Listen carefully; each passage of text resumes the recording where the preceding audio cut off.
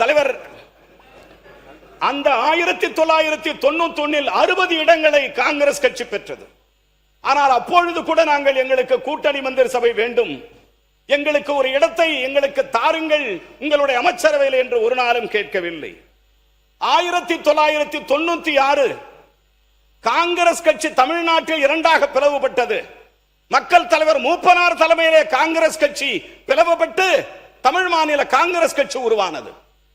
தமிழ் மாநில காங்கிரஸ் கட்சி உருவாகும் போது திராவிட முன்னேற்ற கழகமும் தமிழ் மாநில காங்கிரஸ் கட்சியும் கூட்டணி அமைத்தது.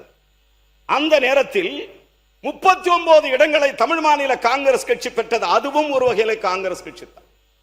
அப்பொழுது நாங்கள் எங்களுக்கு இடம் தாருங்கள், எங்களுக்கு அமைச்சரவையில் இடம் தாருங்கள், எங்களுக்கு ஒரு வாய்ப்பை தாருங்கள் என்று காங்கிரஸ் பேரியக்கம் ஒரு நாளும் நாங்கள் கேட்டதில்லை. மாண்புமிகு பேரவைத் தலைவர் அவர்களே, 2006 திராவிட முன்னேற்ற கழகம் 96 இடங்களை மட்டுமே பெற்றது. 96 இடங்களை மட்டுமே பெற்றது. காங்கிரஸ் பேரியக்கம் 34 இடங்களை பெற்றது. அண்ணா திராவிட முன்னேற்ற கழகம் மைனாரிட்டி சர்க்கார் என்ற திராவிட முன்னேற்ற கழகத்தை விமர்சனம் செய்த காலம் அது. ஆனால் திராவிட முன்னேற்ற கழகத்திற்கு தோள் கொடுத்து நின்றவர்கள் காங்கிரஸ் பேரியக்கம் என்பதை யாரும் மறந்துவிட மாட்டோம். ஆனால் அப்பொழுது கேட்டமா கூட்டணியில் மந்திரி சபை என்று கேட்டமா? கிடைக்கவில்லை, கிடைக்கவில்லை, கிடைக்கவில்லை. மாறாக தலைவரே, மாறாக மாண்புமிகு பேரவைத் தலைவர் அவர்களே, மாண்புமிகு பேரவைத் தலைவர் அவர்களே, 59 ஆண்டுகள் கழித்து முடியாது என்றார்கள், நடக்காது அரசியல் நகர்வுகள் என்றார்கள், முடியாது என்றார்கள், நடக்காதது என்றார்கள், அரசியல் பகல் கனவு என்றார்கள், சாத்தியமே இல்லை என்று சொன்னார்கள், அரசியல் வியாக்கியானம் பேசுகிறார்கள் என்று சொன்னார்கள், மாநிலத்தில் சுயாட்சி, மத்தியில் மட்டுமே கூட்டணி ஆட்சி என்று சொன்னார்கள். விரைவில் எங்களுக்கு கிடைத்தது என்ன ஆட்சி தெரியுமா? 2024 இல்ல ஒண்ணும், அதாவது வரலாறு அவர் சொல்ற விரும்புறாரு. விடுங்க. 2024 விக்கிரவாண்டி மாநாட்டில் 2024 விக்கிரவாண்டி மாநாட்டில் தளபதி விஜய் அவர்கள் அறிவித்தார்கள், சபை உங்களுக்கு வாய்ப்பு கிடைக்கும் என்று அறிவித்தார்கள். தோழர்களே, அமைச்சர் ஒரு நிமிஷம். நேரு அவர்கள் உட்காருங்க. மாண்புமிகு பேரவைத் தலைவர் அவர்களே, மாண்புமிகு உயர்கல்வித்துறை அமைச்சர் அவர்கள் அந்த உயர்கல்வி மானியத்தை விட்டு அரசியல் பேசுகிறார். இருங்க, ஏங்க நான் பேசிட்டு அதுக்கப்புறம் பேசுங்க, சேர்த்து பேசுங்க. நீங்க முடியாது என்கிறார்கள், தர முடியாது என்று சொன்னார்கள். தரன்னு சொல்லிட்டு ஏமாத்தினாதாங்க தப்பு.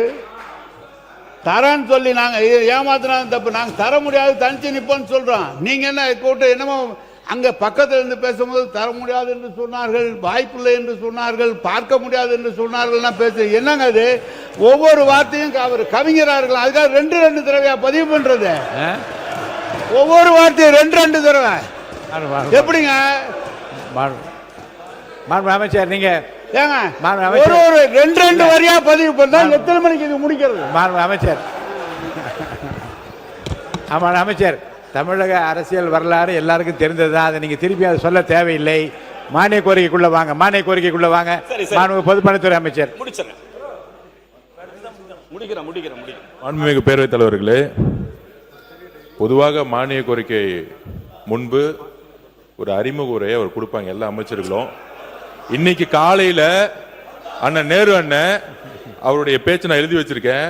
4 நிமிடம் 10 செகண்ட் அவருடைய தலைவரை பத்தியும் அவருடைய சட்டமன்ற தலைவரை பத்தி மட்டும்தான் பேசுனீங்க. மானிய கோரிக்கை பத்தி நீங்க பேசவே இல்லை.